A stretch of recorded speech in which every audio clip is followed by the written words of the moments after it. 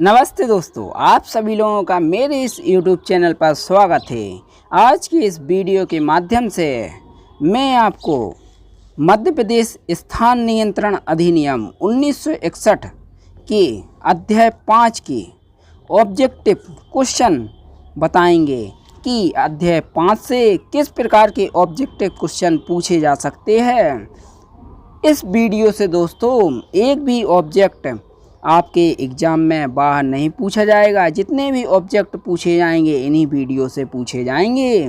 और मैंने अपने YouTube चैनल पर अध्याय 1, अध्याय 2, अध्याय 3 और अध्याय 3A और 4 के ऑब्जेक्टिव क्वेश्चन पहले ही अपलोड कर दिए हैं। आपने अभी तक उन वीडियो को नहीं देखा है तो जाकर देख लीजिए हमारी प्लेलिस्ट में, और उन वीडियो की लिंक मैं अपने वीडियो के डिस्क्रिप्शन बॉक्स में दे दूंगा, जहां पर जाकर आप देख सकते हैं।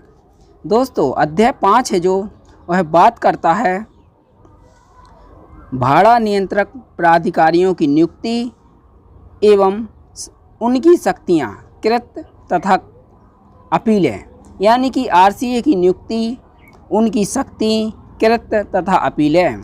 इसमें जो पहला ऑब्जेक्ट पूछा गया था, निम्नलिखित में से किस धारा में भाड़ा नियंत्रक प्राधिकारी की नियुक्ति का प्रावधान किया गया है, यानी कि RCA की नियुक्ति का प्रावधान किया गया है। इसलिए दोस्तों इसका ए ऑप्शन सही होगा। धारा 28 में ही RCA की नियुक्ति का प्रावधान किया गया है, और धारा 29 में RCA की पावर को बताया गया है, और धारा 30 में RCA द्वारा अनुसरित की जाने वाली प्रक्रिया, और धारा 31 में प्रथम अपील के बारे में बताया गया है। दोस्तों 1 से 31 में एक आ रहा है, 1 से याद करना है प्रथम अपील, 2 से याद करना है द्वितीय अपील। दोस्तों इस वीडियो से आपका हर ऑब्जेक्ट क्लियर हो जाएगा। चलिए दूसरा क्वेश्चन पूछा गया था, भाड़ा नियंत्रक प्राधिकारी नियुक्त किया जाता है, यानी कि RCA किसके द्वारा नियुक्त किया जाता है। RCA नियुक्त किया जाता है कलेक्टर द्वारा, इसलिए इसका ए ऑप्शन सही है। RCA कलेक्टर द्वारा राज्य सरकार के पूर्व अनुमोदन से नियुक्त किया जाता है। इसके बाद अगला पूछा गया था तीसरा, भाड़ा नियंत्रण अधिकारी की नियुक्ति की जाती है। दोस्तों इसका जो है ए ऑप्शन सही होगा, जिलाधीश द्वारा राज्य सरकार के पूर्व अनुमोदन से। इसका ए ऑप्शन ही सही है। इसके बाद अगला पूछा गया था चौथा, भाड़ा नियंत्रण अधिकारी किससे अनिम्न पद का व्यक्ति नहीं होगा, यानी कि चौथा ऑब्जेक्ट कहता है जो RCA होता है किससे नीचे का अधिकारी नहीं होगा। दोस्तों वह इसका सी ऑप्शन सही होगा, डिप्टी कलेक्टर से नीचे की रैंक का अधिकारी नहीं माना जाएगा। RCA यानी कि डिप्टी कलेक्टर की रेंज का होता है, ध्यान रखिए दोस्तों। इसके बाद अगला पूछा गया था पांचवा, RCA के संदर्भ में क्या सत्य है, यानी कि भाड़ा नियंत्रक प्राधिकारी के संदर्भ में क्या सत्य है। ए नंबर कहता है उनकी नियुक्ति कलेक्टर द्वारा की जाती है, जो कि बिल्कुल सत्य है। RCA की नियुक्ति कलेक्टर द्वारा ही की जाती है। बी, उसकी नियुक्ति की पूर्व राज्य सरकार की पूर्व सहमति ली जाती है, भी सही है, क्योंकि RCA की नियुक्ति के पहले राज्य सरकार की पूर्व सहमति ली जाती है। उसके बाद प्राधिकारी डिप्टी कलेक्टर से कम पदीय धारक नहीं होना चाहिए, यानी कि डिप्टी कलेक्टर से नीचे का रैंक वाला अधिकारी नहीं होना चाहिए। डी ऑप्शन उपरोक्त सभी, इसलिए इसका डी ऑप्शन ही सही होगा, उपरोक्त सभी। इसके बाद अगला पूछा गया था छठवां, निम्नलिखित में से किस धारा में RCA की शक्तियां वर्णित है, यानी कि किस धारा में RCA की पावर को बताया गया है। धारा 28 में बताया गया है RCA की नियुक्ति के बारे में, और धारा 29 में उसकी पावर के बारे में बताया गया है, इसलिए इसका बी ऑप्शन ही सही होगा, धारा 29। और धारा 30 में बताया गया है आरसीए द्वारा अनुसरित की जाने वाली प्रक्रिया। और धारा 31 में बताया गया है प्रथम अपील। एक से याद करना है, प्रथम अपील आपको दोस्तों पकड़ना है। और दो से यानी कि दो से द्वितीय अपील। प्रथम अपील कहाँ होती है? अपर न्यायाधीश या जिला न्यायाधीश को ही प्रथम अपील की जाती है। इसके बाद अगला पूछा गया था 7वां, मध्य प्रदेश स्थान नियंत्रण अधिनियम की किस धारा के अंतर्गत किराया नियंत्रण अधिकारी को सिविल न्यायालय के अधिकार दिए गए हैं? इसका बी ऑप्शन सही है। धारा 29 में बताया गया है किराया नियंत्रण अधिकारी को सिविल न्यायालय के अधिकार दिए गए हैं। और धारा 28 में बताया गया है आरसीए की नियुक्ति के बारे में। और धारा 30 में बताया गया है आरसीए द्वारा अनुसरित की जाने वाली प्रक्रिया। और धारा 31 में बताया गया है प्रथम अपील के बारे में। दोस्तों इस वीडियो से आपका हर ऑब्जेक्ट क्लियर हो जाएगा, एक भी ऑब्जेक्ट बाहर नहीं जाएगा। इसके बाद अगला पूछा गया था भाड़ा नियंत्रक प्राधिकारी को किसी व्यक्ति को समन करने, उसको हाजिर करने और शपथ पर परीक्षा कराने, दस्तावेजों के प्रकटीकरण एवं पेश किए जाने की अपेक्षा करने तथा साक्ष्यों की परीक्षा के लिए कमीशन जारी करने की कार्रवाई के संबंध में शक्तियां प्राप्त होगी। दोस्तों इसका ये ऑप्शन कहता है सिविल न्यायालय की शक्तियां प्राप्त होगी, कि दंडिक न्यायालय की शक्तियां प्राप्त होगी, कि अपीलीय न्यायालय की शक्तियां प्राप्त होगी। और अगला डी कहता है उपरोक्त सभी। इसमें जो ए ऑप्शन है वो बिल्कुल सही है। जो आरसीए होता है उसे एक सिविल न्यायालय की शक्तियां प्राप्त होती हैं। दोस्तों इसमें आपको कन्फ्यूजन नहीं होना है, आरसीए को केवल सिविल न्यायालय की शक्तियां ही प्राप्त है। कुछ लोगों ने उपरोक्त सभी भी लगाया था, इसलिए आपको ध्यान से लगाना है। इसके बाद अगला पूछा गया था किराया नियंत्रक प्राधिकारी के समक्ष की गई कोई भी कार्रवाई आईपीसी 1860 की किस धारा के अर्थ के अंतर्गत न्यायिक कार्रवाई समझी जाएगी? इसका सी ऑप्शन सही होगा। धारा 193 तथा धारा 228 के अंतर्गत न्यायिक कार्रवाई समझी जाएगी। आईपीसी धारा 193 कहती है अगर कोई व्यक्ति मिथ्या साक्ष्य देता है तो उसे किस प्रकार से दंडित किया जाएगा? अगर कोई व्यक्ति न्यायालय के समक्ष मिथ्या साक्ष्य देता है या झूठी गवाही देता है तो उसे 7 साल तक की सजा हो सकती है। अगर किसी अन्य व्यक्ति के समक्ष मिथ्या साक्ष्य देता है तो उसे अधिकतम 3 साल तक की सजा हो सकती है। और धारा 228 में बताया गया है अगर कोई व्यक्ति किसी लोक सेवक को साहसय अपमान करने के आशय से उसको अपमानित करता है या उसके कार्य में विघ्न डालता है तो ऐसे व्यक्ति के बारे में दंड का प्रावधान किया गया है धारा 228 में। इसलिए न्यायिक कार्रवाई की जाएगी जो आरसीए द्वारा, और धारा 193 और धारा 228। इसलिए इसका सी ऑप्शन ही सही है। इसके बाद अगला पूछा गया था 10वां, आरसीए दंड प्रक्रिया संहिता 1898 की किस धारा के अर्थ के अंतर्गत सिविल न्यायालय समझा जाएगा? इसका सी ऑप्शन सही है। धारा 480 तथा धारा 482 के अंतर्गत वह सिविल न्यायालय समझा जाएगा। लेकिन दोस्तों आपको एक बात ध्यान रखना है, अगर आपसे पूछा जाता है आरसीए दंड प्रक्रिया संहिता 1973 की किस धारा के अर्थ के अंतर्गत एक सिविल न्यायालय समझा जाएगा, तो आपको ऑप्शन में दिया जाएगा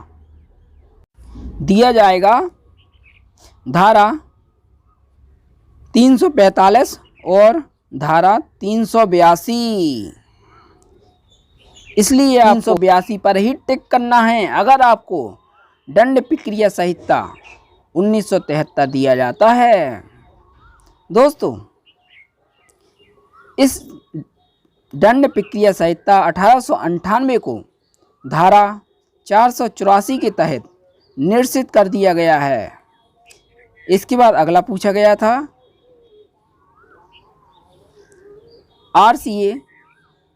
अधिनियम के अधीन जांच करने या किसी कर्तव्य के निर्वहन हेतु किसी भी स्थान में सूर्योदय एवं सूर्यास्त के बीच किसी भी समय प्रवेश कर सकेगा या उसका निरीक्षण कर सकेगा। इसलिए आरसीओ को 24 घंटे की लिखित सूचना देनी होगी। इसलिए इसका बी ऑप्शन ही सही होगा। कम से कम 24 घंटे की लिखित सूचना के पश्चात ही वह प्रवेश कर सकता है। इसके बाद अगला पूछा गया था 12वां, आरसीए किसी व्यक्ति से अपेक्षा कर सकेगा कि वह समस्त लेखे, पुस्तक या अन्य दस्तावेज जो जांच से सुसंगत हो उसके निरीक्षण के लिए ऐसे समय और स्थान पर जैसा कि निर्दिष्ट किया जाए पेश करें। इसका बी ऑप्शन सही होगा, लिखित आदेश। इसके बाद अगला पूछा गया था 13वां, आरसीए द्वारा अनुसरित की जाने वाली प्रक्रिया का प्रावधान है। धारा 29 में बताया गया है आरसीए की पावर के बारे में और धारा 30 में बताया गया है कि आरसीए द्वारा अनुसरित होने वाली प्रक्रिया। इसलिए इसका बी ऑप्शन ही सही होगा, धारा 30। और धारा 31 में प्रथम अपील, 1 से याद करना है प्रथम और 2 से याद करना है द्वितीय यानी कि द्वितीय अपील। इसके बाद अगला पूछा गया था, निम्नलिखित में से किस धारा में आरसीए के प्रत्येक आदेश के विरुद्ध अपील का प्रावधान किया गया है? प्रत्येक आदेश के विरुद्ध अपील का प्रावधान किया गया है। अपील का प्रावधान दोस्तों धारा 31 में बताया गया है। धारा 31 में बताया गया है कि प्रथम अपील कहाँ की जाएगी? प्रथम अपील जिला न्यायाधीश या फिर अपर न्यायाधीश को ही की जाएगी। इसका ए ऑप्शन धारा 30 कहती है कि आरसीए द्वारा अनुसरित की जाने वाली प्रक्रिया, और धारा 33 कहती है आदेशों के संशोधन के बारे में, और धारा 34 कहती है आरसीए जुर्माने की वसूली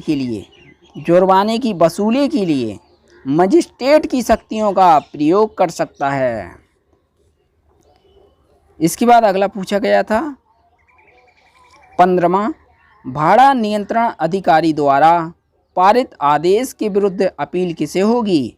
यानी कि आरसीए द्वारा जो आदेश पारित किया गया है उसके विरुद्ध अपील किसे होगी?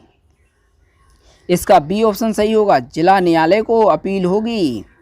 इसके बाद अगला पूछा गया था, आरसीए के द्वारा पारित किए आदेश के विरुद्ध अपील प्रस्तुत होगी। यानी कि आरसीए द्वारा कोई आदेश दिया गया है उसके विरुद्ध अपील कहाँ पर होगी? इसका बी ऑप्शन सही है, जिला न्यायालय में ही अपील होगी, क्योंकि धारा 31 में बताया गया है। इसके बाद अगला पूछा गया था 17वां, मध्य प्रदेश स्थान नियंत्रण अधिनियम के अंतर्गत आरसीए द्वारा पारित प्रत्येक आदेश के विरुद्ध अपील की जाएगी। इसका ये ऑप्शन सही होगा, जिला न्यायाधीश या अपर जिला न्यायाधीश को ही अपील की जाएगी, क्योंकि धारा 31 में बताया गया है प्रथम अपील के बारे में। प्रथम अपील की जाएगी जिला न्यायाधीश या अपर न्यायाधीश, और कहीं अपील नहीं की जाएगी। इसलिए इसका ए ऑप्शन ही सही होगा दोस्तों।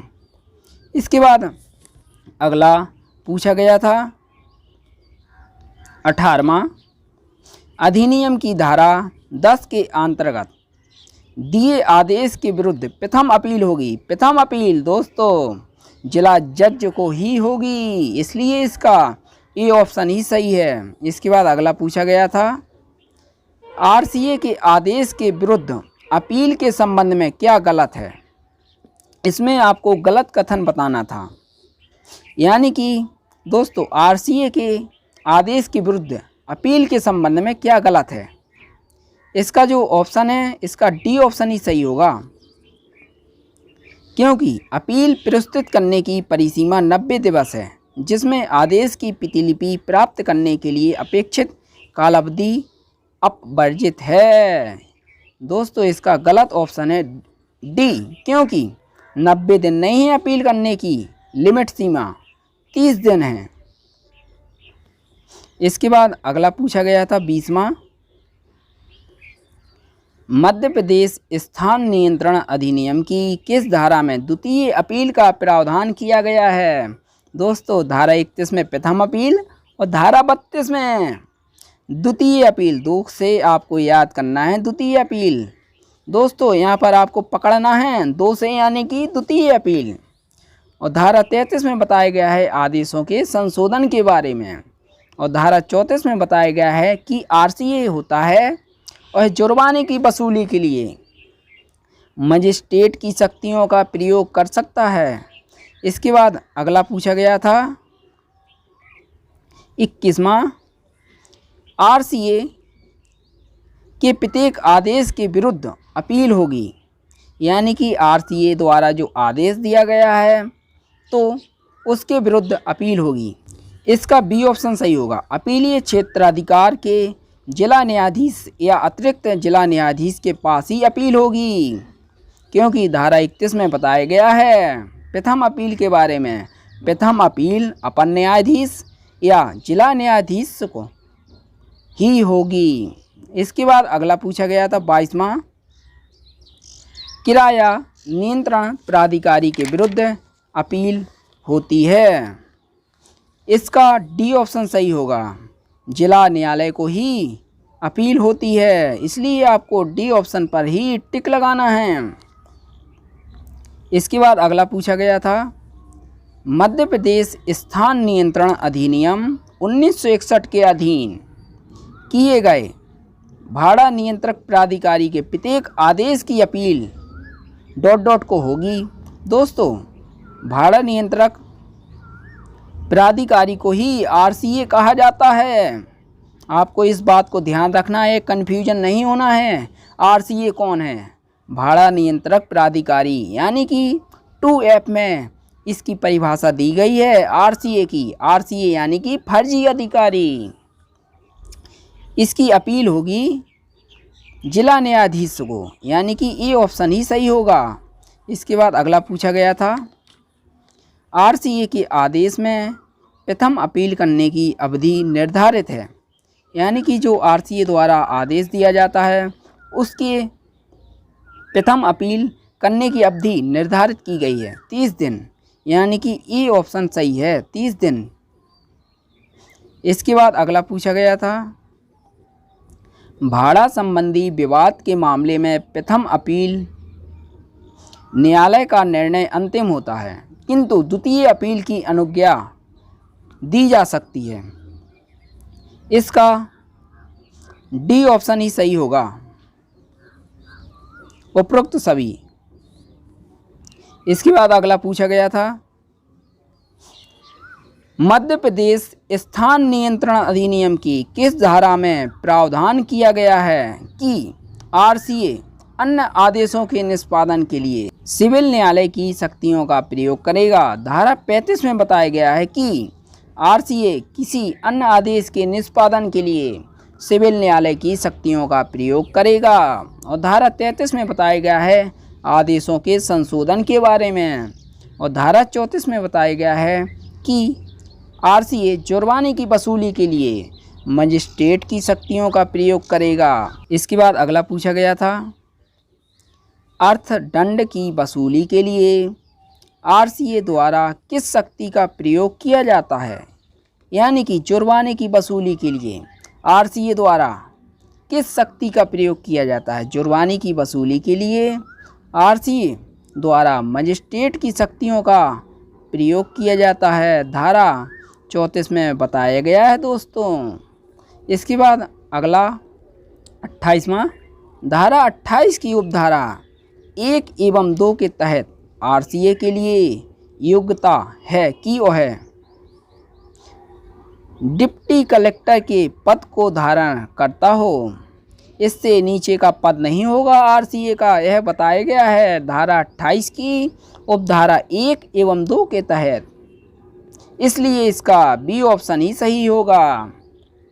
इसके बाद अगला पूछा गया था 29वां, निम्नलिखित में से कौन सा कथन असत्य है, यानी कि आपको इसमें असत्य कथन बताना था। प्रथम अपील आदेश के दिनांक से 45 दिन के भीतर प्रस्तुत की जा सकती है। जो सी ऑप्शन है वही असत्य है। प्रथम अपील आदेश के दिनांक से 30 दिन के भीतर ही प्रस्तुत की जा सकती है, ना कि 45। इसलिए सी ऑप्शन ही असत्य होगा। इसके बाद अगला पूछा गया था 30 निम्नलिखित में से कौन सा कथन असत्य है? धारा 32 के तहत द्वितीय अपील निम्नलिखित आधारों पर होगी जो निम्नानुसार है। इसलिए इसका डी ऑप्शन सही है। यदि निर्णय में गणना संबंधी या लेखन संबंधी त्रुटियां हो गई हैं, इसका डी ऑप्शन ही असत्य है। दोस्तों, एक भी ऑब्जेक्ट इस वीडियो से बाहर नहीं जाएगा। आपने अगर इन वीडियो को देख लिया तो कोई भी ऑब्जेक्ट आपके एग्ज़ाम में बाहर नहीं पूछा जाएगा। अगर आपको वीडियो अच्छा लगा है तो इस वीडियो को लाइक करें, शेयर करें और सब्सक्राइब करें। अगर आपको किसी भी ऑब्जेक्ट में प्रॉब्लम है तो आप हमारे कमेंट बॉक्स में कमेंट करके बता सकते हैं। दोस्तों, धन्यवाद। जय हिंद, जय भारत। जल्द ही मिलते हैं ऐसे ही वीडियो के साथ।